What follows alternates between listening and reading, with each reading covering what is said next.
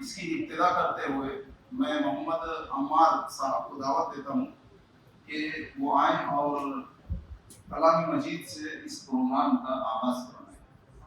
علیکم ورحمۃ اللہ وبرکاتہ۔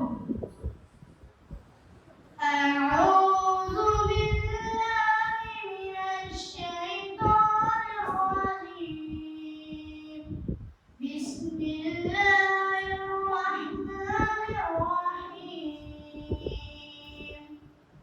لا أقسم بهذا البلد وأنت حل بهذا البلد ووالد وما ولد، لقد خلقنا الإنسان في كبد، أيحسب أن لن يقدر عليه أحد، يقول أهلكت مالا لبدا، أيحسب أن لم يره أحد، ألم نجعل له عينين ولسانا وشفتين وهديناه النجدين۔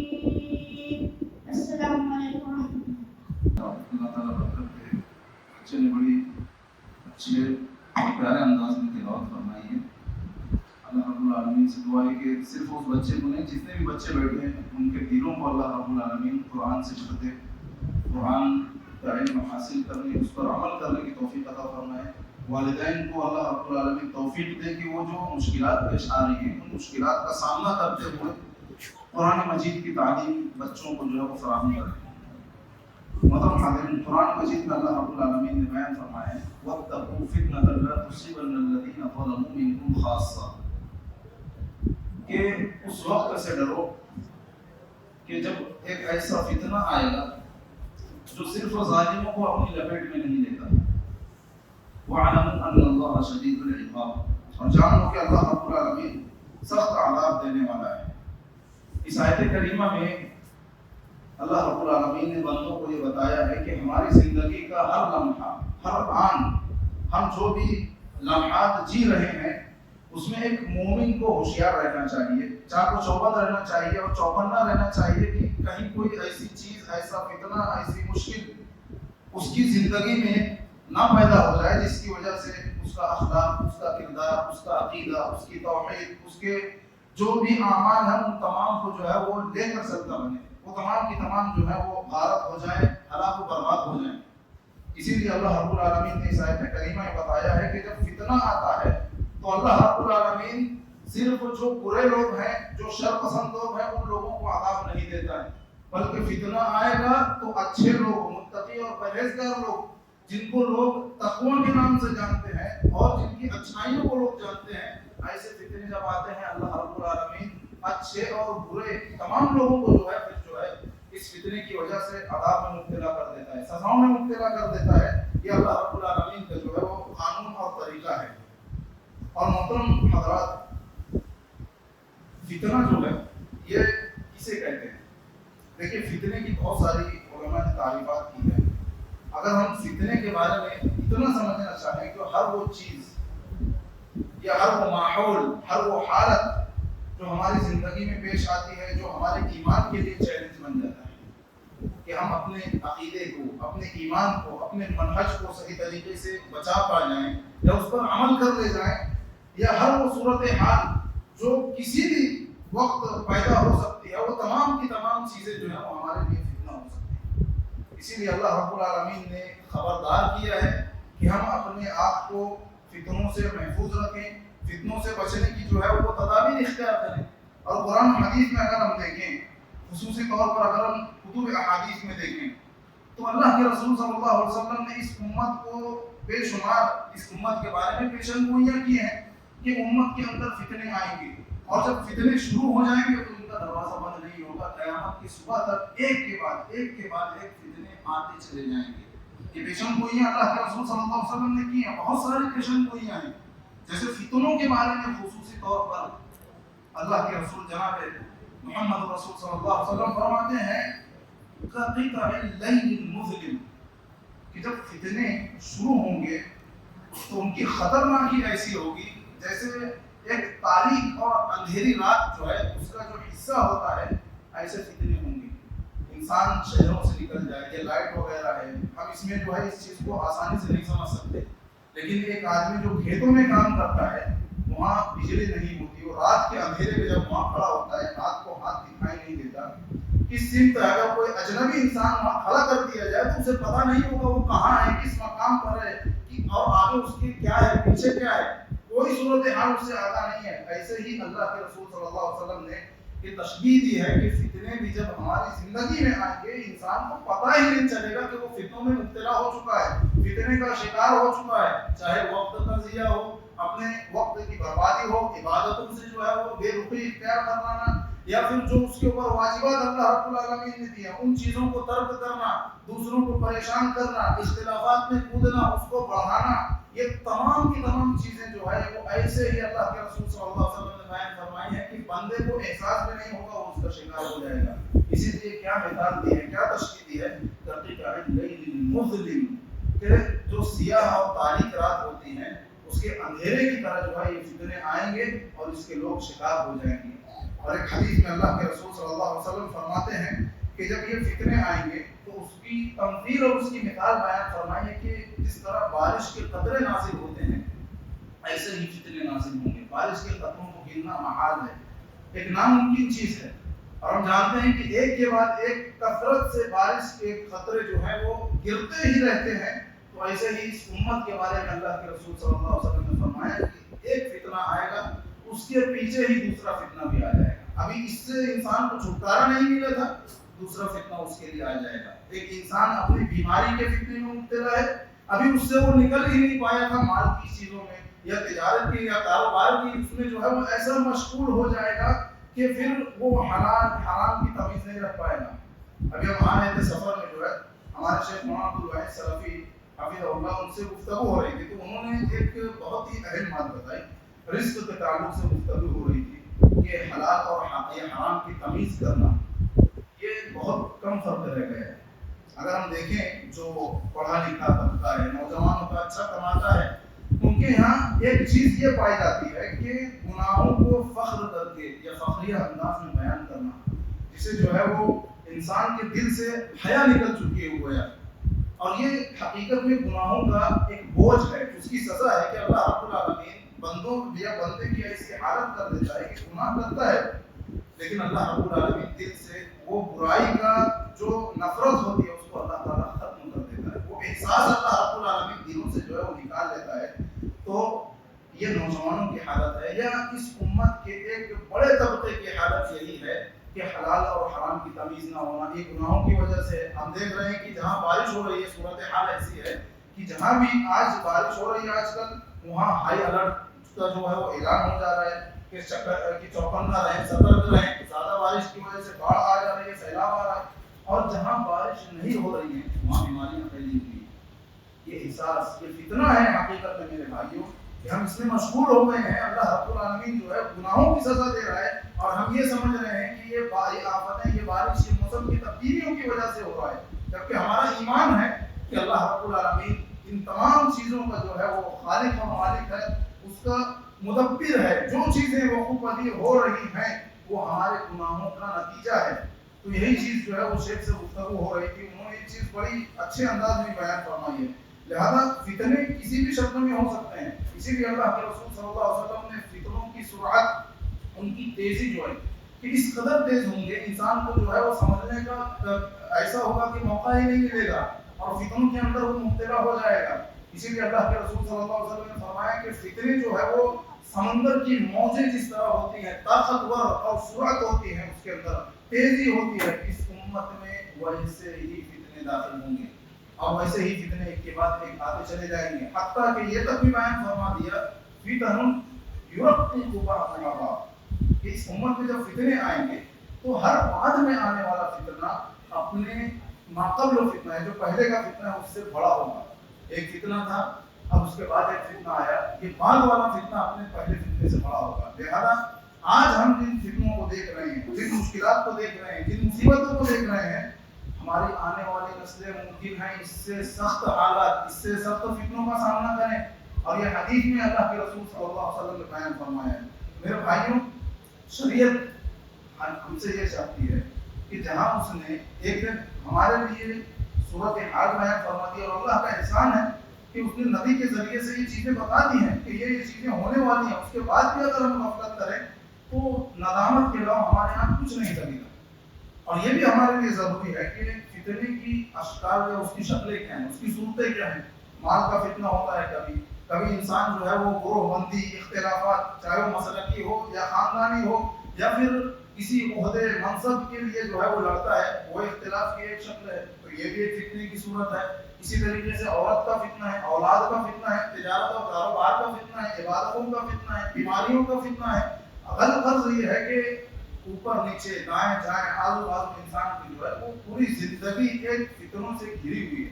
ایک مومن کی چاہے وہ انفرادی زندگی ہو یا امت مسلمہ کی اجتماعی زندگی کیوں نہ ہو، وہ فتنوں سے خالی نہیں ہو سکتی۔ فتنوں کے بغیر جو ہے وہ ہماری زندگی نہیں گزر سکتی۔ اسی لیے شریعت نے فتنوں کے بارے میں بتا دیا ہے، اس کی خطرناکی کو بتا دیا ہے، اور ایسا بھی نہیں کیا ہے کہ شریعت نے صرف یہ بتا کر ایک مسلمان سے کہہ دیا ہے کہ ہر کوئی اپنا اپنا دیکھ لے، ایسا نہیں کیا ہے۔ شریعت نے جہاں بتایا ہے کہ فتنے آنے والے ہیں تو ایک تعلیم دی ہے، ایک گائیڈ لائنز دی ہے کہ کس طریقے سے ایک مسلمان اپنے آپ کو فتنوں سے محفوظ رکھ سکتا ہے۔ اب اس میں اگر ہم دیکھیں ایک مومن کی نظر جو ہوتی ہے، کیونکہ آج جو ہے دیکھیں دنیا کیا ہے، فتنوں کی آماج گاہ ہے، فتنوں کا قیام ہے، فتنے یہاں پیدا ہو رہے ہیں۔ ہم اگر موازنہ کریں کہ جو پرانا دور تھا اور آج کا دور ہے جس کو عصر حاضر کہتے ہیں، دونوں میں اگر ہم مقابلہ کریں، موازنہ کریں تو معلوم ہوگا کہ پچھلے دور کے مقابلے میں آج کے فتنے زیادہ سخت ہیں اور کثرت سے فتنے ہیں۔ جس چیز میں یا کس چیز کے ذریعے سے انسان فتنوں کا شکار ہو جائے کوئی انسان نہیں بتا سکتا۔ وہ ہم ایک فتنوں کے سمندر اور دریا میں جی رہے ہیں۔ ایسے دور میں جینا اور اپنے ایمان کو بچانا، اپنے عقیدے کو صحیح طریقے سے بچا کر لے جانا، یہ ایک کامیابی ہے، اور اللہ رب العالمین یہی چاہتا بھی ہے اور شریعت بھی یہی چاہتی ہے۔ اسی لیے اگر ہم شریعت کی تعلیمات پر نظر دوڑائیں اور شریعت میں دیکھیں تو معلوم ہوگا کہ شریعت جو ہے وہ ہمیں تعلیم دیتی ہے کہ جب بھی فتنہ آئے تو ایک مومن کی کوشش یہ ہونی چاہیے کہ اس فتنے میں اس کا کوئی رول نہ ہو، اس فتنے میں اس کا کوئی رول نہ ہو، اس سے دور ہونا چاہیے وہ، کہ میری ذات سے اختلافات کی ابتدا نہ ہو، میری ذات سے کوئی فتنے کا وجود نہ ہو۔ اگر کہیں فتنہ ہو رہا ہے تو ایک مومن کو اس سے دوری اختیار کر لینی چاہیے۔ اب دیکھیے اللہ کے رسول صلی اللہ علیہ وسلم فرماتے ہیں تکون فتن، کہ میری امت میں آگے چل کر فتنے جب وجود میں آئیں گے، القائد فیہا خیر من القائم، ارے فتنوں کا دور ایسا ہوگا کہ جس میں ایک بیٹھا ہوا شخص کھڑے ہوئے شخص سے بہتر ہوگا۔ اور دوسری بات اللہ کے رسول فرماتے ہیں والقائم فیہا خیر من الماشی، کھڑا ہوا شخص چلنے والے سے بہتر ہوگا۔ ایک شخص چل رہا ہوگا، فتنوں کی جانب چل کر جا رہا ہوگا، لیکن ایک شخص جو کھڑا ہوا ہوگا، تو یہ جو صرف کھڑا ہے وہ اس چلنے والے سے بہتر ہوگا۔ اور فرماتے ہیں والماشی فیہا خیر من الساعی، کہ چلنے والا شخص دوڑنے والے سے بہتر ہوگا، کیونکہ وہ اور جلدی فتنوں میں مبتلا ہو جائے گا۔ یہ حالت ہے اللہ کے رسول صلی اللہ علیہ وسلم یہ حدیث کے ذریعے سے یہ حدیث ہمیں یہ پیغام دے رہی ہے کہ ایک مومن کی زندگی میں یا اس کی ذات میں یا اس کا یہ منشا ہونا چاہیے کہ فتنوں سے جتنی بھی دوری اختیار کر لی جائے اتنا بہتر ہے۔ اگر انسان یہ سوچ لے کہ میں فتنوں یا کہیں اختلافات ہو رہے ہیں وہاں جاؤں اور وہاں میں ڈٹ کر اختلافات کا سامنا کروں، ہر چیز کا ڈٹ کر سامنا کرنا شریعت نہیں سکھاتی ہے۔ ایسے لوگ ہوں گے جو پیدا ہو جائیں گے، لیکن ایک شخص جو ہے وہ جان بوجھ کر اختلافات میں ڈوب رہا ہے، کود رہا ہے، اور اس کی یہ کوشش ہوگی کہ وہ خود بچ کر نکل جائے گا، ایسا نہیں ہو سکتا۔ جہاں فتنوں کی آگ ہو تو یقینی طور سے اگر انسان وہاں موجود رہے گا، اپنے آپ کو بچا نہیں سکے گا، تو وہ چنگاری اس کے اخلاق اور اس کے کردار کو جھلسا دے گی، اس کا اخلاق اور کردار جو ہے وہ داغدار ہو جائے گا۔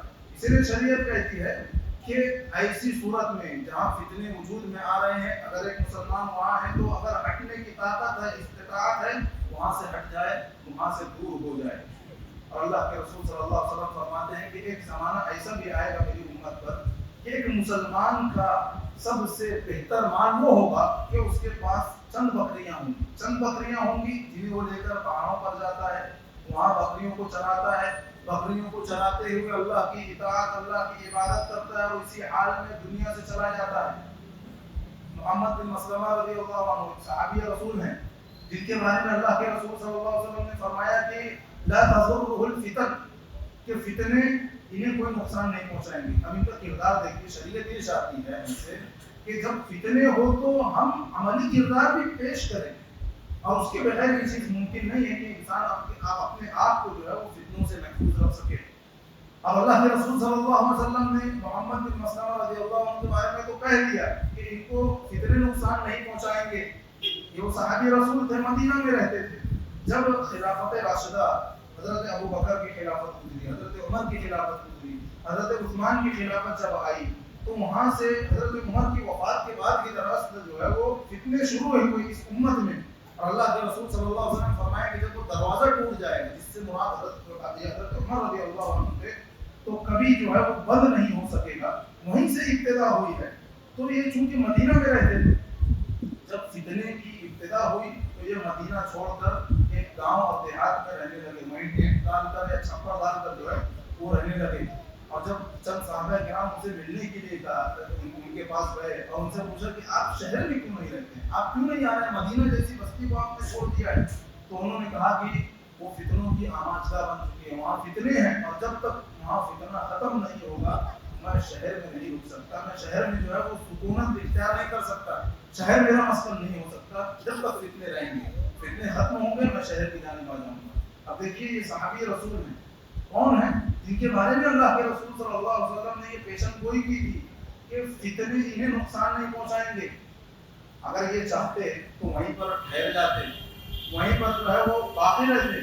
کس بنیاد پر باقی رہتے؟ کہ اللہ کے رسول صلی اللہ علیہ وسلم نے میرے بارے میں پیشن گوئی کی ہے، کوئی عام انسان نے نہیں کیا ہے کہ فلاں کو نقصان نہیں ہوگا یا فلاں کو کوئی چیز نقصان پہنچائے گی۔ اللہ کے رسول صلی اللہ علیہ وسلم نے میرے بارے میں پیشن گوئی کی ہے اور کہا ہے کہ انہیں فتنے نقصان نہیں پہنچائیں گے۔ چاہتے تو رک سکتے تھے، لیکن انہوں نے کیا کیا؟ ایک عملی نمونہ پیش کیا اور یہ پیش کر کے بتایا کہ فتنے اگر ہوں گے تو انسان کو عملی طور سے وہاں سے پوچھ کر جانا چاہیے، اور اگر وہاں نہیں ہے جہاں فتنے ہوئے ہیں تو اس مقام پر انسان کو جانا بھی نہیں چاہیے۔ اور دوسری چیز جو شریعت ہمیں بتاتی ہے کہ صبر کرنا چاہیے، ہمیں زیادہ وقت نہ لیتے ہوئے بڑے ہی ادب اور احترام سے، کیونکہ فتنے کا ایک وقت ہے اور ایک اہم چیز اس میں جو ہے وہ صحابہ کرام کی دعوت کا نشانہ بنانا ہے۔ یہ بھی ایک فتنہ ہے، اس میں جو دن بدن یہ چیز جو ہے بدستور بڑھتی چلی جا رہی ہے۔ اب یہ چیز اتنی شدت اختیار کر رہی ہے کہ اللہ رب العالمین امت کے حال پر رحم فرمائے کہ جن کے ذریعے سے ہمیں دین ملا ہے، اب ان کو ہی جو ہے وہ ایک امت کا ایک طبقہ داغدار کرتا چلا جانا ہے۔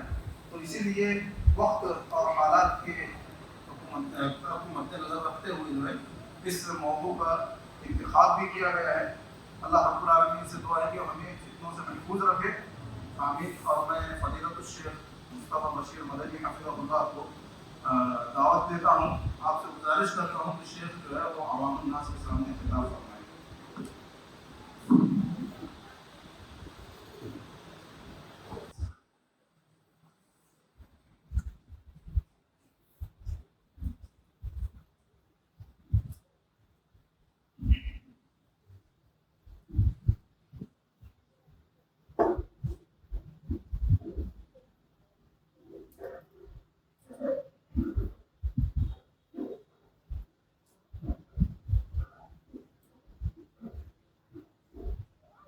السلام علیکم ورحمۃ اللہ وبرکاتہ۔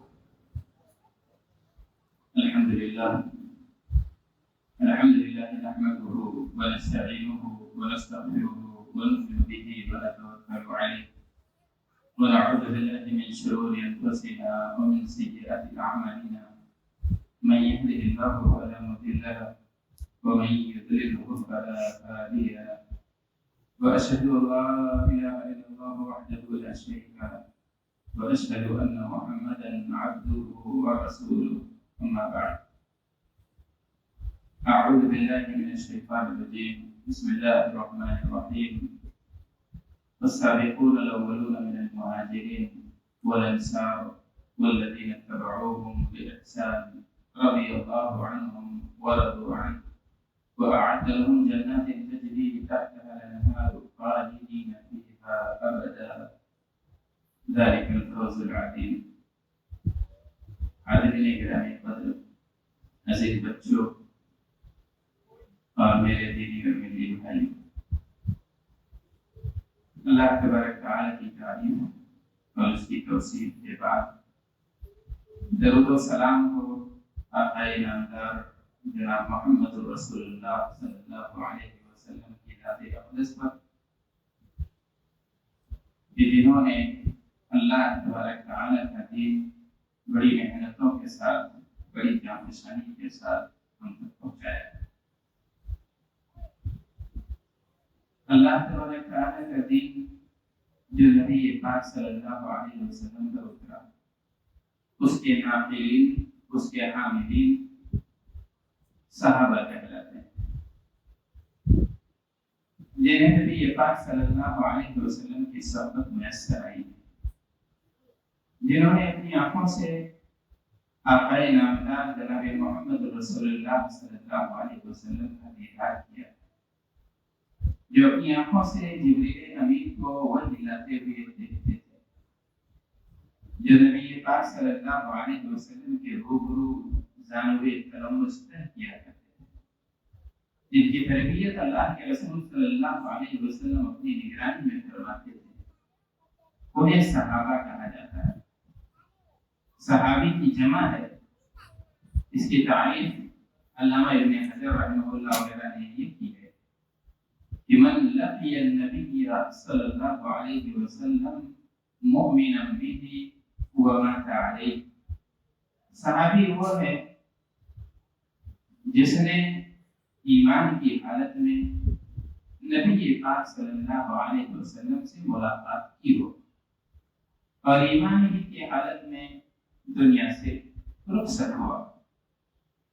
ایسا خوش نصیب شخص جسے نبی صلی اللہ علیہ وسلم کا دیدار میسر آیا ہو، چاہے ایک لمحے کے لیے ہی دیکھا ہو، ایک پل کے لیے ہی، وہ بھی اس شرف سے مشرف ہیں. حجۃ الوداع کا موقع ہے. نبی پاک صلی اللہ علیہ وسلم کے سامنے ایک بہت بڑا مجمع، 1,20,000 صحابہ کرام، کچھ روایتوں میں آتا ہے 1,40,000 صحابہ کرام، پورا جزیرۃ العرب جمع ہو گیا تھا. نبی پاک صلی اللہ علیہ وسلم نے منادی کرا دی تھی کہ میں اس سال حج کے لیے مکہ آ رہا ہوں. نبی پاک صلی اللہ علیہ وسلم پر بہت سے لوگ غائبانہ ایمان رکھتے تھے، بہت سی نظریں آپ کے دیدار کے لیے تڑپتی تھیں. یہ بڑا سنہرا موقع تھا کہ اللہ کے رسول صلی اللہ علیہ وسلم کا دیدار کر لیں اور اس شرف سے مشرف ہو جائیں. جزیرۃ العرب میں جس کی جیسی حیثیت تھی، سارے لوگ جمع ہونے کی کوشش کی انہوں نے، اور اس مجمع عام میں نبی پاک صلی اللہ علیہ وسلم کا دیدار کیا. ایک ہی بار دیکھا ہے، لیکن پھر بھی صحابیت کے شرف یا صحابیت کا شرف انہیں حاصل ہو گیا ہے. اور اگر کوئی صحابی یا کوئی شخص ایسا ہے جس کی آنکھیں نہیں ہیں، جس کی بینائی نہیں ہے، تو اس نے تو ابھی نبی پاک صلی اللہ علیہ وسلم کو دیکھا نہیں، تو وہ انہیں صحابی کہا جائے گا یا نہیں کہا جائے گا؟ آپ لوگ بتائیں، بچے بتائیں، جنہوں نے جو دیکھ ہی نہیں سکتے تھے، جیسے عبداللہ ابن مکتوم ہے، یہ نابینا آدمی ہے. تعریف کیا سنی آپ لوگوں نے؟ صحابی کسے کہتے ہیں؟ جس نے رسول پاک صلی اللہ علیہ وسلم کو ایمان کی حالت میں دیکھا ہو. لیکن جو آدمی نابینا ہے اس نے تو دیکھا نہیں، تب انہیں صحابی کہیں گے کہ نہیں کہیں گے؟ صحابی کہیں گے. اگرچہ دیکھا نہیں ہے لیکن نبی پاک صلی اللہ علیہ وسلم سے ملاقات کی ہے ایمان کی حالت میں، اور ایمان ہی کی حالت میں وفات پانا یہ شرط ہے. کیونکہ کچھ لوگ ایسے تھے جو ایمان تو لائے لیکن بدنصیب تھے، ایمان تو لائے لیکن ان کی قسمت میں سعادت نہیں لکھی تھی، شقاوت لکھی ہوئی تھی، وہ جنت کے حقدار نہیں تھے، ان کا ٹھکانہ جہنم تھا، اس لیے وہ مرتد ہو گئے۔ جیسے کچھ لوگ ایسے بھی تھے جنہوں نے نبی پاک صلی اللہ علیہ وسلم پر ابتدا میں ایمان بول لائے لیکن بعد میں خود ہی نبوت کا دعویٰ کر بیٹھے تو مرتد ہو گئے اور اسی ارتداد کی حالت میں مارے گئے۔ تو یہ لوگ گرچہ نبی پاک صلی اللہ علیہ وسلم کا انہوں نے ساتھ پایا ہو، آپ کی صحبت اختیار کی ہو، آپ پر ایمان لائے ہو، لیکن موت ایمان پہ نہیں آئی ہے، اس لیے وہ صحابی نہیں ہے۔ صحابہ کرام کی تعریف میں اللہ تبارک تعالیٰ نے بہت سی آیتیں مختلف مقامات پر مختلف انداز میں ان کی تعریف بیان فرمائی ہے۔ ابھی جو آیت کریمہ میں نے ابتدا میں پڑھی ہے، والسابقون الاولون من المہاجرین والانصار والذین اتبعوهم بإحسان رضی اللہ عنہم ورضوا عنہ۔ اللہ تبارک تعالیٰ نے کہا کہ جن لوگوں نے سبقت کی ہے، چاہے وہ مہاجرین ہوں، ہجرت کرنے والے صحابہ ہوں، یا انصار ہوں، مدینے کو اپنا ٹھکانہ بنانے والے لوگ ہوں، یا جو ان کے بعد آ رہے ہیں اور ان کی اتباع کر رہے ہیں، ان کی پیروی کر رہے ہیں، تین گروہوں کا ذکر کیا گیا۔ ایک تو مہاجرین جنہوں نے نبی پاک کی محبت میں نبی پاک کی دین کی تابعداری اور فرما برداری میں قربانی دی تھی۔ قربانی کیسی تھی؟ قربانی چند پیسوں کی نہیں تھی، قربانی چند لمحوں کی نہیں تھی، بلکہ قربانی ہجرت کی قربانی تھی۔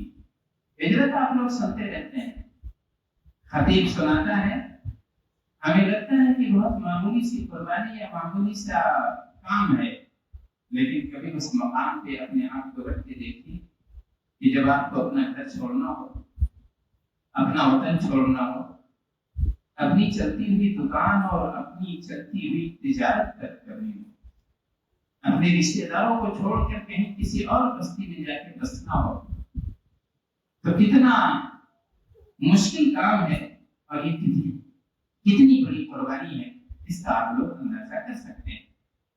تو اللہ تبارک تعالیٰ نے پہلے مہاجرین کا نام لیا، کہا چاہے مہاجرین ہوں، ہجرت کرنے والے لوگ ہوں، اور انصار جنہوں نے مہاجرین کی مدد کی تھی۔ مدینے میں جو لوگ پہنچے تھے مکے سے اپنا گھر بار چھوڑ کر، ان کے لیے انہوں نے اپنا دل کھول دیا تھا، ان کے لیے انہوں نے اپنا در کھول دیا تھا، انہوں نے ان کے لیے اپنے مال میں حصہ لگا دیا تھا۔ علامہ ابن عثیمین رحمہ اللہ کہتے ہیں اس روایت کے تحت کہ جس میں یہ کہا گیا کہ سعد ابن ربیع اور عبد الرحمن ابن عوف یہ مواخاتی بھائی تھے۔ مواخات کا مطلب آپ لوگ شاید نہیں جانتے ہوں گے۔ مواخات کا مطلب یہ ہے کہ جو لوگ مکے سے ہجرت کر کے آئے تھے مدینہ، سب چھوڑ کے چلے آئے تھے، ان کا کوئی بھائی نہیں تھا، ان کا کوئی رشتہ دار نہیں تھا، ان کا کوئی یار اور مددگار نہیں تھا۔ نبی پاک صلی اللہ علیہ وسلم کو اس بات کا احساس تھا، اس لیے آپ نے مواخات کرایا۔ مدینے کے مسلمانوں سے کہا کہ تم میں سے ہر آدمی ایک ایک مہاجر کو اپنا بھائی بنا لے۔ تو یہ بھائی بنا لینا، کسی اور شہر کے لوگ تھے لیکن اسلام کی دولت تھی، اسلام سے ان کا سینہ معمور تھا، اس لیے نبی پاک صلی اللہ علیہ وسلم نے کہا یہ تمہارے بھائی ہیں، اور ہر انصاری صحابی نے ایک مہاجر کو اپنا بھائی بنایا، منتخب کیا۔ سعد بن ربیع رضی اللہ عنہ، ان کے حصے میں عبد الرحمن بن عوف آئے تھے، بہت بڑے کاروباری تھے، پیسے والے تھے، مکے میں بڑی جائیداد تھی ان کے پاس، لیکن اللہ کے رسول صلی اللہ علیہ وسلم کی دین کی نصرت نصرت میں انہوں نے سب کچھ چھوڑ دیا تھا، خالی ہاتھ مدینے پہنچے تھے۔ ان کے مواخاتی بھائی نے ان سے کہا کہ ایسا ہے کہ تم میرے مال، یہ میرا مال ہے، اس میں سے تم آدھے کے مالک بن جاؤ، اور میرے پاس 2 بیویاں ہیں، ایک کو طلاق دے دیتا ہوں اور اس کے بعد عدت جب گزر جائے گی تب تم اس سے نکاح کر لینا۔ تو یہ کتنی بڑی سخاوت اور کتنی بڑی فریادی ہے۔ علامہ ابن عثیمین رحمہ اللہ فرماتے ہیں، کہتے ہیں کہ یہ قربانی یا ایثار کا یہ جذبہ تب آئے گا جب دل میں ایمان مضبوط ہوگا۔ دنیا سستی تبھی معلوم ہوگی، مال اور دولت کی قیمت تبھی کم نظر آئے گی جب دل میں ایمان مضبوط ہو۔ صحابہ کرام یا انصاری صحابہ کرام کے دلوں میں ایمان بہت مضبوط تھا، اسی لیے انہوں نے کہا کہ دیکھیے ہمارے مال میں حصہ کر لیجئے، ہماری اولاد میں حصہ کر لیجئے، ہماری بیویوں میں حصہ کر لیجئے۔ تو ایمان کی مضبوطی تھی۔ مواخات اسی کو کہا جاتا ہے، اور ایثار کی تعریف اللہ تبارک تعالیٰ نے قرآن پاک میں مختلف مقامات پر کی ہے۔ اچھا، تو ان صحابہ کرام کا بدلہ کیا ہے؟ اللہ تبارک تعالیٰ نے فرمایا رضی اللہ عنہم ورضوا عنہ، اللہ تبارک تعالیٰ ان سے راضی ہے اور یہ اللہ تبارک تعالیٰ سے راضی ہے۔ اب دنیا میں کوئی یہ دعویٰ نہیں کر سکتا ہے کہ کوئی بھی صحابی ایسا ہے کہ جس سے اللہ تبارک تعالیٰ خفا ہو۔ تمام صحابہ کرام سے رضامندی کی سرٹیفکیٹ قرآن پاک نے دے رکھی ہے۔ کسی عالم کی اگر یہ جسارت کی، کوئی عالم یہ جسارت نہیں کر سکتا ہے کہ کسی صحابی کو نشانہ بنائے اور کسی صحابی کا نام لے کے یہ کہے کہ ان سے غلطیاں ہو گئی تھی، ان سے چوک ہو گئی تھی اور ان سے یہ خطا ہو گئی تھی۔ ہم جج نہیں بن سکتے ہیں، اللہ تبارک تعالیٰ کی عدالت کے ہم فیصلہ کرنے والے نہیں ہو سکتے ہیں۔ اللہ تعالیٰ کی عدالت سے فیصلہ آ چکا ہے کہ رضی اللہ عنہم ورضوا عنہ، تو اللہ تبارک تعالیٰ نے انہیں اپنی رضامندی کی سرٹیفکیٹ عطا کر دی ہے۔ دوسرے مقام پر اللہ تبارک تعالیٰ نے صحابہ کرام کا تعارف کراتے ہوئے فرمایا کہ محمد رسول اللہ والذین معه اشداء علی الكفار رحماء بینہم تراہم رکعا سجدا یبتغون فضلا من اللہ ورضوانا سیماہم فی وجوہہم من اثر السجود ذلک مثلهم فی التوراة ومثلهم فی الانجیل کزرع اخرج شطأہ الی آخر الآیات۔ اللہ تبارک تعالیٰ نے کہا کہ محمد صلی اللہ علیہ وسلم یہ اللہ کے رسول ہیں۔ رسالت سب سے بڑا منصب ہے، رسالت سے بڑا منصب اور کوئی نہیں ہے۔ نبی پاک صلی اللہ علیہ وسلم جو کہ اللہ تبارک تعالیٰ کی مخلوق میں انسانوں کو اللہ تعالیٰ نے برتری دی ہے، اور انسانوں میں انبیاء اور رسول کو سب سے اونچا مقام عطا فرمایا ہے۔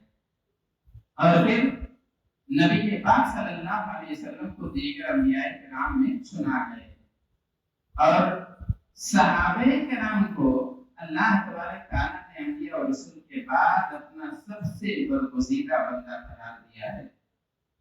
تو اللہ تبارک تعالیٰ نے کہا کہ وہ محمد صلی اللہ علیہ وسلم اللہ کے رسول ہیں، اور جو ان کے ساتھ ہیں وہ کافروں پر شدید ہوتے ہیں، باطل کے خلاف سخت ہوتے ہیں، باہم رحم دل ہوتے ہیں، اور آپ دیکھیں گے کہ وہ رکوع کرنے والے ہوتے ہیں، سجدے کرنے والے ہوتے ہیں، اللہ تبارک تعالیٰ کا فضل تلاش کرتے ہیں، اللہ تبارک تعالیٰ کی رضامندی ڈھونڈتے ہیں، اور ان کے چہروں پر سجدوں کے نشانات ہوتے ہیں۔ یہ ظاہری علامت ہے، ظاہری علامت صحابہ کرام کی، ظاہری علامت ایمانداروں کی یہ ہے کہ ان کا ظاہر بھی پاک صاف ستھرا ہوتا ہے اور ان کا باطن بھی خوبصورت ہوتا ہے، ہر لحاظ سے قابل تعریف ہوتے ہیں۔ اللہ تبارک تعالیٰ نے انہی کے تعلق سے ایک دوسرے مقام پر فرمایا ان الذین یغضون اصواتهم عند رسول اللہ اولئک الذین امتحن اللہ قلوبهم للتقوی۔ اللہ تبارک تعالیٰ نے کہا کہ یہ لوگ نبی پاک صلی اللہ علیہ وسلم کے سامنے اپنی آوازیں پست رکھتے ہیں، اور یہی وہ لوگ ہیں جن کے دلوں کو اللہ تعالی نے تقوی کے لیے جانچ رکھا ہے۔ اللہ تبارک تعالیٰ تو دلوں کے راز جانتا ہے، اللہ تبارک تعالیٰ باطن کو بھی پہچانتا ہے۔ اللہ تبارک تعالیٰ کا علم اتنا کامل ہے کہ جو ہوا بھی نہیں ہے اس کے بارے میں بھی اللہ تبارک تعالیٰ کو علم ہے۔ اگر وہ چیز ہوتی تو کیسے ہوتی یہ بھی اللہ تبارک تعالیٰ جانتا ہے۔ تو اللہ تبارک تعالیٰ نے اپنے ان برگزیدہ بندوں کے دلوں کو جانچا ہے۔ اللہ تبارک تعالیٰ نے صحابہ کرام کے دلوں کو پرکھا ہے اور تقوی کے لیے انہیں چنا ہے۔ صحابہ کرام معلوم ہوا کہ دنیا کے سب سے متقی اور سب سے پرہیزگار لوگ ہیں۔ اللہ کے رسول صلی اللہ علیہ وسلم کے یہ ساتھی سب سے زیادہ اللہ تبارک تعالیٰ کی خشیت رکھنے والے اور سب سے زیادہ اللہ تبارک تعالیٰ سے ڈرنے والے لوگ ہیں۔ اسی لیے اللہ نبی پاک صلی اللہ علیہ وسلم نے ان سے محبت کو ایمان قرار دیا ہے۔ حبهم ایمان، کہ ان سے محبت کرنا یہ ایمان ہے، ان سے محبت کرنا یہ ہمارے عقیدے کا حصہ ہے۔ اسی لیے اسلاف کرام کے بارے میں آتا ہے کانوا یعلمون اولادهم حب الصحابة كما يعلمون صبيانهم سورة من القرآن۔ صحابہ کرام سے محبت سکھاتے تھے ہمارے اسلاف، محبت کا سلیقہ بتاتے تھے۔ ایسے ہی ننھے منھے بچوں کو صحابہ سے محبت کی تعلیم دیتے تھے جیسے قرآن پاک کی سورتوں کی تعلیم دیتے تھے، قرآن پاک سکھاتے تھے، اسی طریقے سے صحابہ کرام سے محبت کی بھی تعلیم دیتے تھے۔ اگر ہم سے لاپرواہی ہو رہی ہے، اگر ہم سے چوک ہو رہی ہے کہ ہم صحابہ کرام کی تعریف نہ پڑھتے ہیں نہ اپنے بچوں کو پڑھاتے ہیں، تو ہمیں آج ہی اصلاح کر لینی چاہیے۔ اپنے بچوں کو، اپنے آل و اولاد کو، اپنی بیویوں کو، اپنے ماتحت لوگوں کو صحابہ کرام سے محبت کا سلیقہ سکھائیے، ان کی تعریف پڑھائیے اور صحابہ کرام کی قربانیوں کی مثالیں ان کے سامنے پیش کیجیے، تاکہ ان کی نظروں میں صحابہ کرام آئیڈیل بن جائیں اور یہ صحابہ کرام جیسا بننے کی کوشش کریں۔ ہماری بچیاں صحابیات کی طرح بننے کی تمنا دلوں میں رکھیں، ہمارے ننھے منھے بچے صحابہ کرام جیسے بننے کی کوشش کریں۔ یہ ہماری ذمہ داری ہے کہ ہم بچپن ہی سے صحابہ کرام کے قصے سنائیں۔ بڑے قصے ہیں، بڑی قربانیوں کے بڑے نمونے ہیں، بہت ساری مثالیں ہیں صحابہ کرام کی۔ آپ کسی بھی سیرت کی کتاب میں دیکھیے، کسی بھی اسلامی تاریخ اٹھا، کوئی بھی اسلامی تاریخ اٹھا کر دیکھیے، آپ کو جا بجا یہ موتیاں بکھری ہوئی ملیں گی کہ صحابہ نے کیسے ایثار کی مثال رقم کی ہے، کیسے انہوں نے اطاعت اور فرما برداری کی مثال رقم کی ہے، کیسے رسول پاک صلی اللہ علیہ وسلم پر جانثاری اور فداکاری کی تاریخ لکھی ہے۔ آپ کو ہر جگہ یہ مثالیں مل جائیں گی۔ ضرورت ہے تراشنے کی، ضرورت ہے ڈھونڈنے کی۔ اللہ تبارک تعالیٰ نے صحابہ کرام کی ایک تعریف یہ بیان کی، کہا کہ یہ اپنی آواز پست رکھتے ہیں۔ روایتوں میں آتا ہے کہ صحابہ کرام اپنی آواز اتنی پست رکھتے تھے، جب نبی پاک صلی اللہ علیہ وسلم بولتے، جب کسی بات کی تعلیم دیتے، جب آپ واعظ کرتے، جب آپ نصیحت کرتے، صحابہ کرام ایسے ساکن بیٹھے رہتے تھے کہ لگتا تھا ان کے سروں پہ پرندے بیٹھے ہوئے ہیں، ذرا سی حرکت کریں گے تو یہ پرندے اڑ جائیں گے۔ اللہ کے رسول صلی اللہ علیہ وسلم سے سننے کے لیے ایسے معطر بیٹھ جایا کرتے تھے، بلکہ جب بھی نماز ختم کر کے نبی پاک صلی اللہ علیہ وسلم اگر مسجد نبوی کے شمالی حصے میں حجرہ عائشہ کے دیوار سے جو ٹیک لگا کے بیٹھ جاتے تھے، تب صحابہ کرام کی حالت یہ ہوتی تھی کہ اگر تعداد کم رہتی تھی تو دائرہ بنا کے بیٹھ جاتے تھے، چاروں طرف سے آپ صلی اللہ علیہ وسلم کو گھیر کے بیٹھ جاتے تھے، اور جب تعداد زیادہ رہتی تھی تب پھر صفیں لگا کے بیٹھتے تھے۔ صف لگانے والا کوئی نہیں رہتا تھا، لیکن نبی پاک صلی اللہ علیہ وسلم کی عظمت کا یہ تقاضا تھا کہ وہ لوگ صفیں بنا دیا کرتے تھے، بیچ میں جگہ خالی رکھتے تھے کہ اگر کسی شخص کو رسول پاک صلی اللہ علیہ وسلم سے کچھ گزارش کرنی ہو تو آسانی کے ساتھ آپ صلی اللہ علیہ وسلم تک پہنچ جائے اور ڈسٹرب نہ ہو. نبی پاک صلی اللہ علیہ وسلم کی باتیں سننے میں کسی طرح کی کوئی رکاوٹ پیدا نہ ہو. یہ آپ صلی اللہ علیہ وسلم کا ادب. بلکہ آپ لوگوں نے وہ روایت بھی سنی ہوگی کہ ایک صحابی ہیں، ان کی آواز پست بلند تھی.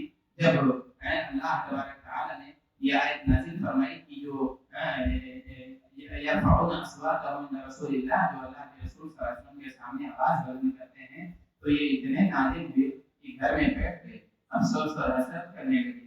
نبی پاک صلی اللہ علیہ وسلم نے کئی روز تک انہیں نہیں دیکھا، تب ان کا حال دریافت کیا. انہوں نے کہا کہ میں نے آواز بہت بلند کی ہے، میں نے نبی پاک صلی اللہ علیہ وسلم کے آگے، اس لیے مجھے ڈر ہے کہ اب میرے سارے اعمال برباد ہو گئے ہوں. آپ صلی اللہ علیہ وسلم نے کہا انت لست منهم، کہ تم ان لوگوں میں سے نہیں ہو. ہم اور آپ کیسے آواز بلند کر سکتے ہیں؟ آج نبی پاک صلی اللہ علیہ وسلم کے سامنے بہت سے لوگ اس جرم کا ارتکاب کرتے ہیں. حدیثیں جب بیان کی جاتی ہیں تب اپنی بات لے آتے ہیں، حدیثیں جب سنائی جاتی ہیں تب اپنی منطق پیش کرنے لگتے ہیں.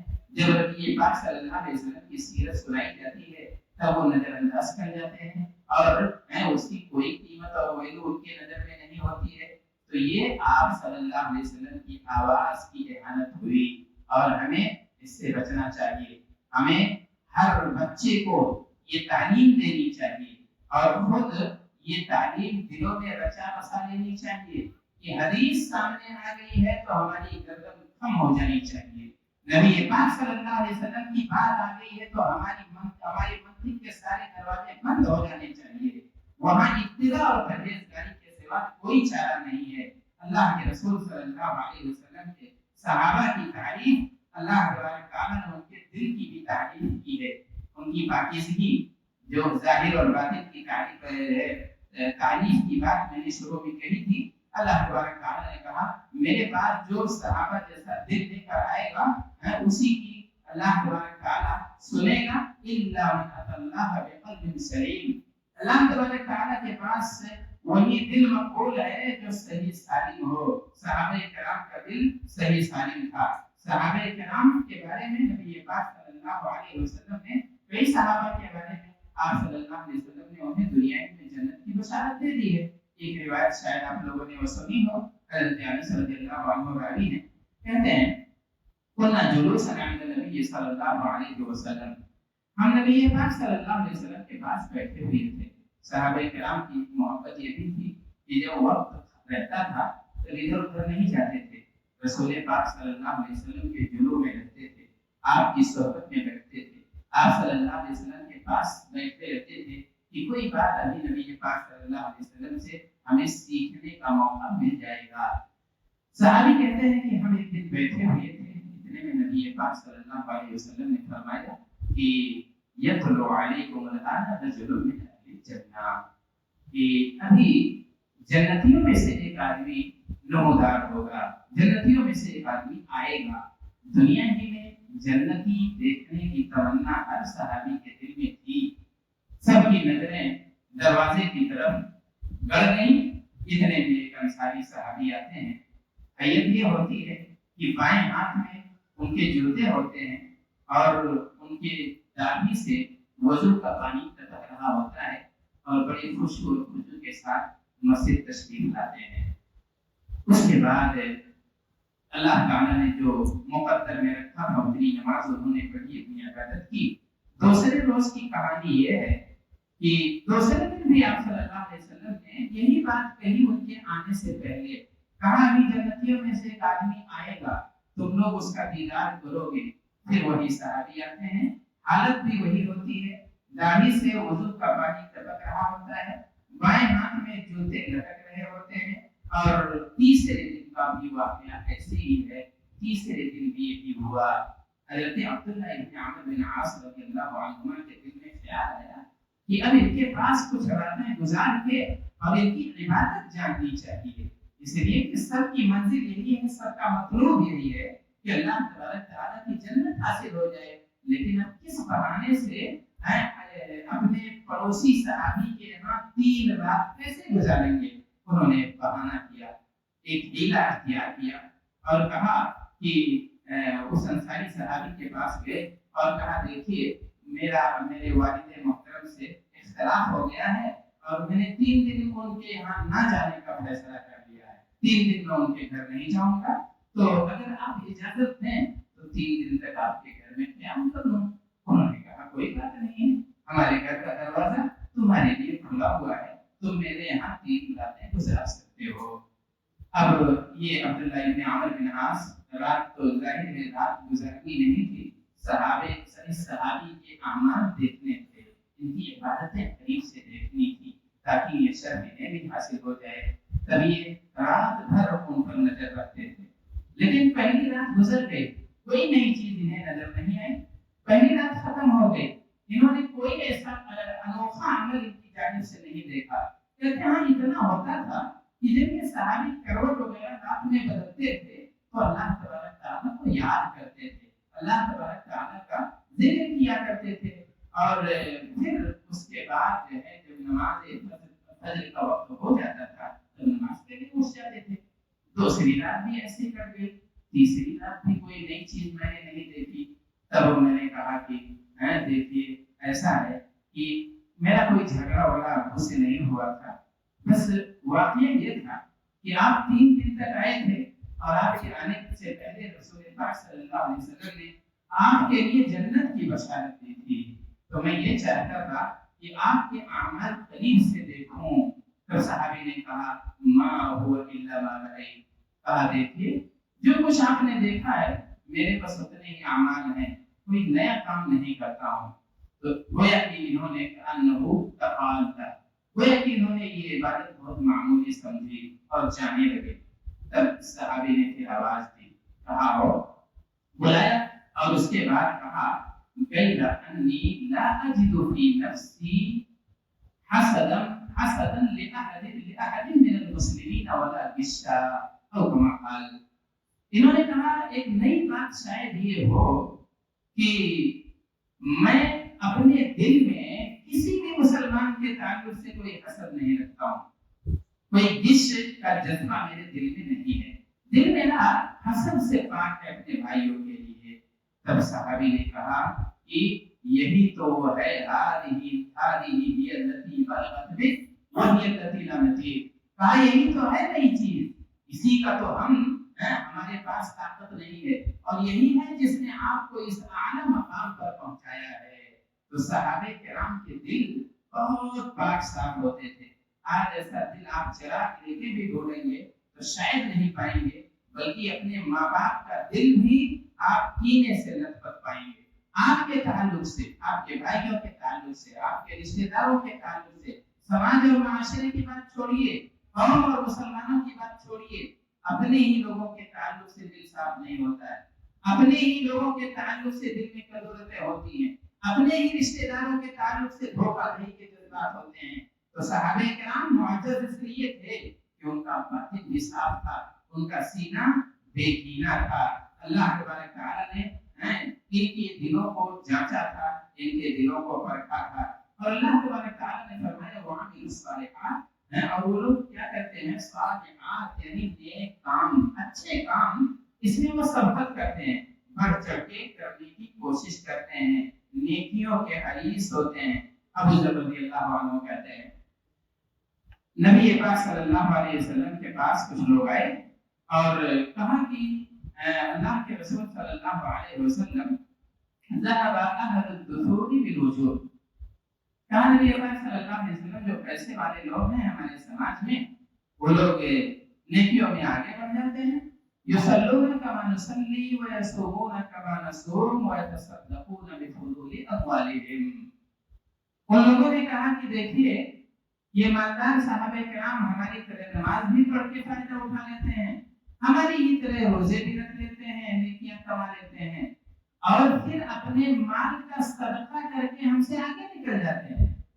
اللہ کے رسول صلی اللہ علیہ وسلم نے ان کریم صحابہ کرام کو طریقہ بتایا اور کہا تمہارے پاس بھی نیکیاں کمانے کا جذبہ ہے، آپ عبادت ابھی چھوڑیے، آپ صحابہ کرام کا دل دیکھیے، صحابہ کرام کے جذبات دیکھیے، نیکیوں کے کیسے حریص ہوتے تھے، نیکیوں میں سبقت کے جذبات کیسے رکھتے تھے، یہ آپ دیکھیے۔ وہ تلاش کرتے رہتے تھے. انہیں مال نہیں چاہیے تھا, انہیں زر نہیں چاہیے, انہیں جائیداد نہیں چاہیے, انہیں دنیا کی ترقی نہیں چاہیے. اللہ تبارک تعالیٰ کے یہاں ذخیرہ آخرت بڑھانے کی فکر ہے. وہ کہنے لگے کہ اللہ کے رسول صلی اللہ علیہ وسلم مالداروں کا ہم کیسے مقابلہ کریں گے؟ مال تو ہمارے پاس نہیں ہے جو اللہ کے راہ میں خرچ کر سکے. ہم نماز روزہ کرتے ہیں, یہ کام تو مالدار صحابہ بھی کرتے ہیں. تب اللہ کے رسول صلی اللہ علیہ وسلم نے انہیں بتایا اور کہا کہ ان بكل تسبيحة صدقة وبكل تحميدة صدقة وبكل تحميدة صدقة وأمر بالمعروف صدقة ونهي عن المنكر صدقة. اللہ کے رسول صلی اللہ علیہ وسلم نے بہت ساری نیکیاں گنائیں جس کے لیے مال کی ضرورت نہیں تھی, جس کے لیے پیسے کی ضرورت نہیں ہے. کسی کو اچھے کام کی تعلیم دے دینا یہ بھی صدقہ ہے, کسی کو برائی سے روک دینا یہ بھی صدقہ ہے. آج ہمارے سماج میں امر بالمعروف اور نہی عن المنکر کا جذبہ مات بڑھتا جا رہا ہے. ہم کسی دوسرے کے بچے کو برائی کرتے ہوئے بہکتے ہوئے بھٹکتے ہوئے دیکھتے ہیں تو ہمارے دل میں درد نہیں ہوتا ہے. ہم نہیں چاہتے ہیں کہ وہ گناہوں سے باز آ جائے. ہم دیکھتے ہیں کہ ایک نوجوان بھٹک رہا ہے, ہم دیکھ رہے ہیں کہ یہ جو ہے تہمت کی جگہوں پر یہ کھڑا ہے اور جو ہے مختلف طرح کی معصیت میں مبتلا ہے. ہمیں علم ہے لیکن ہمیں اس کی پرواہ نہیں ہوتی ہے. میرے بھائیوں اور دوستوں, اگر آپ کسی کو برائی سے روکیں گے, اگر آپ کسی کو برائی کی تعلیم دیں گے تو اس میں آپ کا بھی فائدہ ہے. آپ کے نام اعمال میں اجر اور نیکیاں اس سے بڑھتی چلی جائیں گی اور اللہ تبارک تعالیٰ آپ کے حق میں اسے صدقے کا درجہ عطا کرے گا. ابو ہریرہ رضی اللہ عنہ صحابہ کرام کا جذبہ دیکھیے یا ان کی اطاعت. اور ایک مثال اور دے رہا ہوں.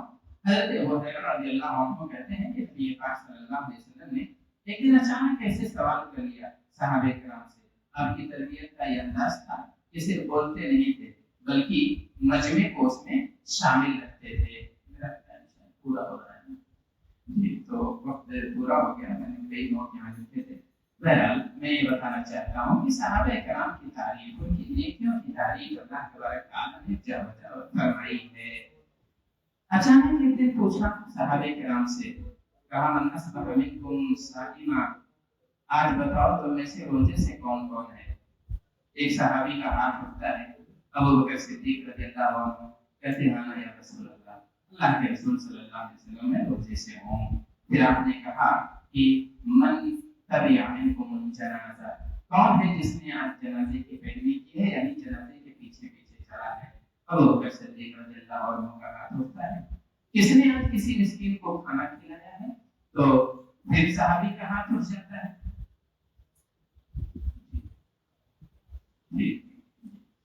تو کس نے مریض کی عیادت کی ہے؟ اب دیکھیے کتنی بڑی بڑی نیکیاں ہیں اور کتنا وقت چاہیے اس کے لیے, کتنی محنت اور کتنی جفاکشی چاہیے. صحابی کا ہاتھ اٹھ جاتا ہے. ہمیں بڑی بڑی نیکیوں کے بارے میں آج میں آپ سے سوال کروں کہ فلاں نیکی آج کس نے کی ہے, فلاں نیکی آج کس نے کی ہے, آج دن بھر میں کس نے کتنی نیکیاں کی ہیں, آپ کو نہیں یاد رہے گا کیونکہ آپ دنیا میں مشغول ہیں, آپ اپنی دنیا میں کھوئے ہوئے ہیں. آپ کے پاس عبادت کے لیے وقت نہیں ہے, آپ کے لیے نیکیوں کے لیے وقت نہیں ہے, آپ کے پاس مجلسوں میں بیٹھنے نبی پاک صلی اللہ علیہ وسلم کی باتیں سننے کا موقع نہیں ہے. آپ کسی اور چیز کی تیاری میں لگے ہوئے ہیں, کسی اور مہم پہ آپ لگے ہوئے ہیں. لیکن صحابہ کرام کا اصل مشن, اصل مہم ان کی یہ تھی کہ اللہ تبارک تعالیٰ راضی ہو جائے, اللہ تبارک تعالیٰ کے خوش کرنے کا کوئی کام ہو جائے. ہر نیکی میں پہل کرتے تھے, ہر بھلائی میں بڑھ چڑھ کر حصہ لیا کرتے تھے. وہی جذبہ ہمارے دلوں میں بھی پیدا ہونا چاہیے. اللہ تبارک تعالیٰ نے دوسرے مقام پر فرمایا للفقراء والمهاجرين الذين اخرجوا من ديارهم واموالهم يبتغون فضلا من الله ورضوانا. کہا اللہ تعالیٰ نے مہاجرین کے بارے میں کہا انہیں ان کے گھروں سے نکال دیا گیا, ان کے مال و دولت سے نکالا گیا, ان کا منصب چھین لیا گیا, ان کے رشتے دار چھین لیے گئے اور انہوں نے یہ سب برداشت کر لیا. کیوں برداشت کر لیا؟ يبتغون فضلا من الله ورضوانا, اس لیے کہ یہ تو اللہ تبارک تعالیٰ کا فضل تلاش کرتے تھے, اللہ تبارک تعالیٰ کی رضامندی ڈھونڈتے ہیں. وَيَنْصُرُونَ اللَّهَ وَرَسُولَهُ أُولَٰئِكَ هُمُ الصَّادِقُونَ, یہ اللہ کی مدد کرتے ہیں, اللہ کے رسول کی مدد کرتے ہیں. یہی تو سچے ہیں, یہی لوگ سچے ہیں. اب اگر اللہ تعالیٰ کسی جماعت کے بارے میں یہ کہہ دے کہ یہ سچے ہیں, اگر کوئی آیت بعد میں اور کہے نہیں یہ کھوٹے ہیں, تو یہ اللہ سے بھی بغاوت ہے, اللہ کے دین سے بھی بغاوت ہے. نبی پاک صلی اللہ علیہ وسلم سے بھی بغاوت ہے، اللہ ہمیں ایسی بغاوتوں سے بچائے۔ انہوں نے مدد کی ہے، اللہ کی مدد کی، رسول پاک صلی اللہ علیہ وسلم کی مدد کی۔ مدد کی میں مثالیں دوں گا تو بہت وقت لگے گا۔ مدد انہوں نے بیعت الرضوان میں کی تھی۔ بیعت الرضوان آپ جانتے ہیں ایک ایسی بیعت تھی، یہ بیعت مرنے پر تھی، یہ بیعت جان دینے پر تھی۔ نہتے آئے ہوئے تھے، عبادت کی غرض سے آئے ہوئے تھے، اللہ تبارک تعالیٰ کے گھر کی زیارت کے مقصد سے آئے ہوئے تھے۔ افواہ پھیل گئی کہ قاصد کو مکے والوں نے مار دیا ہے، حضرت عثمان غنی رضی اللہ عنہ کو شہید کر دیا ہے۔ نبی پاک صلی اللہ علیہ وسلم کو بڑی تکلیف ہوئی، آپ صلی اللہ علیہ وسلم نے بیعت لی۔ بیعت مسلح لشکر سے ٹکرانے کی بیعت تھی، لیکن پھر بھی صحابہ کرام میں سے کوئی ایسا نہیں تھا جو پیچھے ہٹا ہو، سب نے بیعت کی تھی۔ یہ مدد کی رسول پاک صلی اللہ علیہ وسلم کی۔ بدر کا مقام ہے، آپ جانتے ہیں کہ وہاں بھی لڑائی کے مقصد سے لوگ نہیں گئے ہوئے تھے، وہاں تو کسی اور غرض سے جانا ہوا تھا، لیکن لڑنے کی نوبت آ گئی تھی۔ 3000 کی مسلح جماعت تھی، مسلمان بے یار و مددگار، ان کے پاس کوئی ہتھیار نہیں، کوئی اسلحہ نہیں، پھر بھی نبی پاک صلی اللہ علیہ وسلم کا منشا تھا، اللہ کے رسول صلی اللہ علیہ وسلم کا حکم تھا، ضرورت تھی کہ نبی پاک صلی اللہ علیہ وسلم کی مدد کی جائے۔ وہاں سب نے دل کھول کے مدد کی تھی۔ حضرت سعد بن معاذ رضی اللہ عنہ نے جب اشارہ دیکھا کہ آپ صلی اللہ علیہ وسلم مجھ سے جو ہے مشورہ چاہتے ہیں، تب انہوں نے اپنے قبیلے کی نمائندگی کرتے ہوئے کہا تھا کہ اللہ کے رسول صلی اللہ علیہ وسلم یہ کیا ہے، آپ اگر جو ہے سمندر میں بھی کودنے کا حکم دیں گے تو ہم کود جائیں گے۔ انہی نے جملہ یہ بھی کہا تھا کہ اللہ کے رسول صلی اللہ علیہ وسلم نے چندے کا معاملہ تھا، پیسہ جمع کرنے کی بات رہی تھی۔ نبی انہوں نے کہا یا رسول اللہ هذه اموالنا خذ منها ما شئت واترك منها ما شئت واعلم ان ما اخذته خير عندنا مما تركت۔ اللہ کے رسول صلی اللہ علیہ وسلم سے کہا کہ نبی پاک صلی اللہ علیہ وسلم ہمارے مال آپ کے سامنے حاضر ہیں، جتنا آپ چاہیں اس میں سے لے لیجیے، جو آپ کی مرضی ہو چھوڑ دیجیے، اور ہاں یاد رکھیے جو آپ لے لیں گے وہ ہماری نظروں میں اس سے کہیں بہتر ہے جو آپ ہمارے لیے چھوڑتے ہیں۔ اسی لیے تو انہوں نے مدد کی ایسی مثالیں قائم کی۔ حضرت ابوبکر صدیق رضی اللہ عنہ، غزوہ ذات العسرہ ہے، تنگی والا غزوہ ہے، دور کا سفر ہے، فصل تیار ہو چکی ہے مدینے کی، اب محنت کی کمائی آنے والی تھی، فصل پک چکی تھی، اسے کاٹنا تھا، اسے گھروں میں محفوظ کرنا تھا، وہی تو سال بھر بچوں کی خوراک بننے والی تھی، لیکن پھر بھی صحابہ کرام نے اس کی محبت ترک کر دی، اور جو کچھ گھروں میں محفوظ رکھا تھا اسے بھی لا کے نبی پاک صلی اللہ علیہ وسلم کی خدمت میں حاضر کر دیا، اپنی ضرورتیں قربان کر دیا کرتے تھے۔ حضرت ابوبکر صدیق رضی اللہ عنہ سارا مال گھر کا اٹھا کے لے کے چلے آئے۔ جب کوئی اپنے گھر کا سارا ساز و سامان لے آتا ہے تو نظر بھی آتا ہے کہ گھر میں کچھ چھوڑا نہیں ہوگا، ساری چیزیں اٹھا لائے اور اللہ کے رسول صلی اللہ علیہ وسلم کی خدمت میں حاضر کر دیا۔ ادھر ایک صحابی ہیں جن کے دل میں سرکت کا جذبہ پیدا ہو گیا، حضرت عمر بن خطاب رضی اللہ عنہ، انہوں نے کہا کہ ابوبکر صدیق رضی اللہ عنہ عبادت میں ہر معاملے میں آگے بڑھ جاتے ہیں، آج میں انہیں بچھا دوں گا، آدھا گھر کا اثاثہ لے جا کے نبی پاک صلی اللہ علیہ وسلم کے قدموں میں نثار کر دیتا ہوں۔ گھر کا آدھا اثاثہ لے آئے۔ نبی پاک صلی اللہ علیہ وسلم نے ابوبکر صدیق رضی اللہ عنہ سے سوال کیا، یعنی پاک سے پوچھا، کہا ابوبکر گھر میں کچھ چھوڑا ہے؟ تب انہوں نے کہا کہ پروانے کو چراغ ہے، بلبل کو پھول بس، صدیق کے لیے ہے خدا کا رسول بس۔ انہوں نے کہا سب لے آیا ہوں، آپ کی محبت ہمارے لیے بہت ہے، اللہ کے رسول صلی اللہ علیہ وسلم آپ کی الفت، آپ کا نام ہمارے لیے بہت کچھ ہے، گھر میں کچھ نہیں میں نے چھوڑا ہے۔ تب حضرت عمر فاروق رضی اللہ عنہ نے کہا کہ اب میں انہیں کسی معاملے میں پیچھے نہیں کر سکتا ہوں۔ تو انہوں نے اپنی ساری قربانیاں، یہاں تک کہ غزوے کی مدد کی ایک مثال اور دیکھ لیجیے، وہ اسی غزوہ تبوک کا معاملہ ہے۔ حضرت عمر فاروق رضی اللہ عنہ کہتے ہیں تنگی اتنی تھی، غذائیں نہیں تھی، کھجور ایک ہوتی تھی اور ایک کھجور کو ہم لوگ کھاتے تھے، اس کی گٹھلیاں نہیں پھوڑتے تھے، اس کی گٹھلیاں منہ میں رکھتے تھے، چباتے رہتے تھے اور کسی طریقے سے دل کو تسلی دیا کرتے تھے۔ یہاں تک کہ انہوں نے کہا کہ ایک موقع ایسا بھی آیا کہ پانی ہمارا ختم ہو چکا تھا اور ایسا لگ رہا تھا اور ہم نے پڑاؤ ڈال دیا، ایسا لگ رہا تھا کہ شاید پورا لشکر یہاں ہلاک ہو جائے گا، تباہ ہو جائے گا۔ پانی کی ایسی قلت تھی کہ اگر اونٹ ذبح کر دیا گیا کوئی تو اس کی جو ہے اس کی لید ہوتی ہے، کہتے ہیں اسے ہم نچوڑتے تھے اور وہاں سے جو کچھ تھوڑا بہت پانی نکلتا تھا اسی کو پی جایا کرتے تھے۔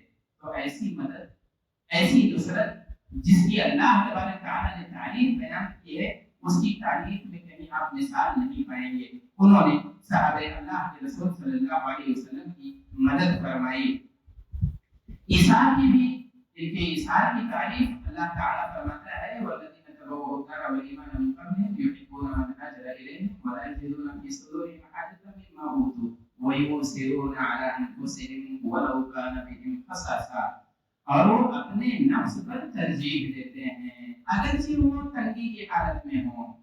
خرچ تو بہت ہوتا ہے، صدقہ اور زکوٰۃ لوگ بہت خرچ کرتے ہیں، لیکن خرچ کی جو سب سے اونچی مثال ہے، خرچ کا جو معراج جسے کہہ سکتے ہیں، اسے ایثار کا نام دیا گیا ہے۔ وہ ایثار ہے، یعنی اپنی ضرورت ہو، اپنے بچوں کو ضرورت ہو، لیکن کوئی اور ضرورت مند آگے رہو تو اس پر لٹا دیا جائے، اس پر خرچ کر دیا جائے۔ تو یہ جو ہے اللہ کے رسول صلی اللہ علیہ وسلم کے ساتھیوں نے ایثار کی مثالیں انہوں نے رقم کی تھی۔ اس میں ایک بڑی مثال وہ ہے کہ ایک بار نبی پاک صلی اللہ علیہ وسلم کے پاس ایک مہمان آتے ہیں مسجد میں، جو بھی باہر سے آتا تھا، کوئی اگر اس کا میزبان نہیں ملتا تھا، پہلے اول تو میزبان رسول پاک صلی اللہ علیہ وسلم ہوتے تھے۔ اللہ کے رسول صلی اللہ علیہ وسلم اس مسافر کی، اس اجنبی کی میزبانی قبول کر لیا کرتے تھے، لیکن کئی بار ایسا ہوا کہ گھر میں کچھ نہیں رہتا تھا، اللہ کے رسول صلی اللہ علیہ وسلم کا گھر خالی رہتا تھا۔ آپ صلی اللہ علیہ وسلم نے ازواج مطہرات سے پتہ کیا تو پتہ چلا کہ آج بھی گھر خالی ہے، آج کسی ایک مہمان کی بھی ضیافت کا انتظام نہیں ہے۔ نبی پاک صلی اللہ علیہ وسلم کی نظر اٹھی اپنے دوستوں کی طرف، صحابہ کرام کی طرف، اور صحابہ کرام سے کہا کہ کون اس مہمان کی میزبانی کرے گا۔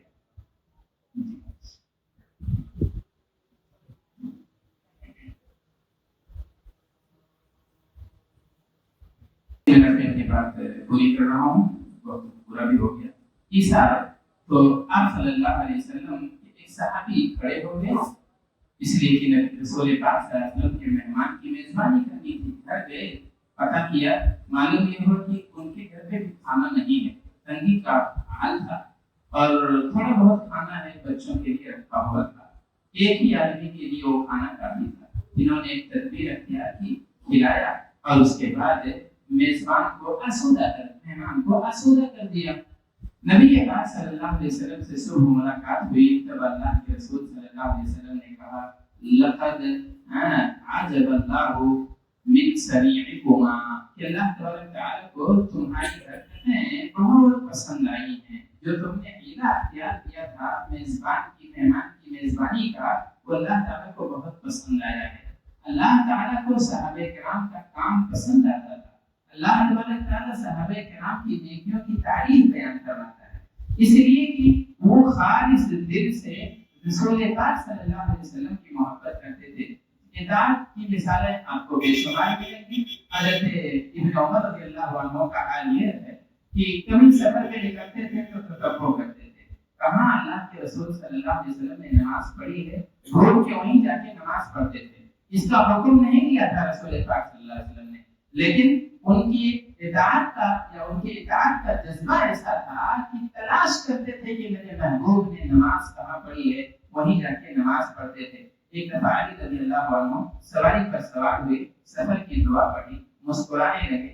صحابہ کرام نے کہا وجہ کیا ہے، آپ کیوں ہنس رہے ہیں؟ تب انہوں نے کہا میں نے اپنے نبی صلی اللہ علیہ وسلم کو ایسے ہی کرتے ہوئے دیکھا تھا، آپ سواری پہ تشریف لے گئے اور اس کے بعد دعا پڑھی اور مسکرائے تھے، لہذا میں نے بھی ان کی اتباع میں یہ کام کیا ہے۔ انس رضی اللہ عنہ نبی پاک صلی اللہ علیہ وسلم کے خادم ہیں، پتہ چلا کہ اللہ کے رسول صلی اللہ علیہ وسلم کو کدو پسند ہے تو یہ بھی کدو پسند کرنے لگے۔ ایسے ہی ایک دفعہ آپ صلی اللہ علیہ وسلم نے سرکے کی تعریف بیان فرمائی تو حضرت جابر کہتے ہیں اسی روز سے سرکہ مجھے محبوب ہو گیا، مجھے پسند ہو گیا۔ ایک صحابی کے ہاتھوں میں آپ نے انگوٹھی دیکھی، انگوٹھی سونے کی انگوٹھی تھی، قیمتی انگوٹھی تھی۔ آپ صلی اللہ علیہ وسلم نے مردوں کے لیے اسے منع کر رکھا تھا، لیکن اس کے باوجود بھی ہو سکتا ہے اس صحابی کو علم نہ رہا ہو، نبی پاک صلی اللہ علیہ وسلم نے ان کی انگوٹھی نکالی اور غصے سے اٹھا کر پھینک دیا۔ میسج پہنچ چکا تھا، تعلیم اللہ کے رسول صلی اللہ علیہ وسلم کی پہنچ چکی تھی۔ نبی پاک صلی اللہ علیہ وسلم کے جانے کے بعد صحابہ کرام نے کہا اب تو انگوٹھی اٹھا لو، اس لیے کہ انگوٹھی یا سونے کی چیز سے فائدہ اٹھانا، اسے بیچ کر اس کی قیمت سے فائدہ اٹھانا یہ تو منع نہیں ہے، البتہ اسے پہننا منع ہے۔ تب صحابی نے بڑی قیمتی بات کہی تھی اور کہا تھا کہ جسے میرے محبوب نے پھینک دیا ہو اسے میں کیسے ہاتھ لگا سکتا ہوں۔ اللہ کے رسول صلی اللہ علیہ وسلم کی یہ اطاعت تھی۔ اللہ ایک دفعہ نبی پاک صلی اللہ علیہ وسلم نے مسجد میں ایک دروازے کے بارے میں خواہش ظاہر کی کہ کاش کہ یہ دروازہ خواتین کے لیے مخصوص کر دیا جاتا۔ اللہ کے رسول صلی اللہ علیہ وسلم کے زمانے میں آپ جانتے ہیں کہ خواتین مسجد میں تشریف لایا کرتی تھیں، عبادت کیا کرتی تھیں، ان کے لیے مخصوص حصہ تھا۔ نبی پاک صلی اللہ علیہ وسلم نے صرف خواہش ظاہر کی تھی۔